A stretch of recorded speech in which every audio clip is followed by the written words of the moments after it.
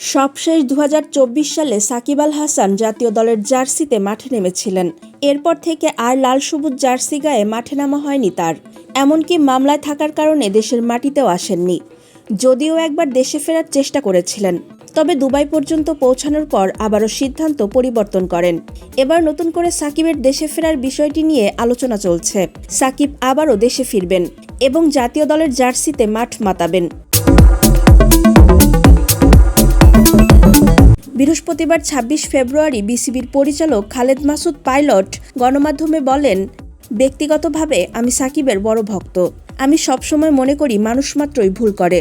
হয়তো খেলা অবস্থায় তিনি কোনো রাজনৈতিক দলের সঙ্গে জড়িত ছিলেন অথবা ৬ মাসের জন্য একটি ভুল করেছেন। তবে আমি মনে করি যে কোনো খেলোয়াড়ের জন্য জাতীয় দলে খেললে তার রাজনৈতিক সম্পর্ক ত্যাগ করা উচিত।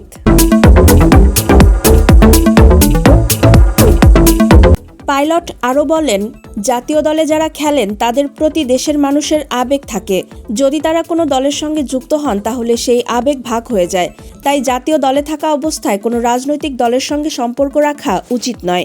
সাকিবের বিরুদ্ধে মামলার প্রসঙ্গে পাইলট বলেন, আমার মতে সাকিব ভুল করেছেন।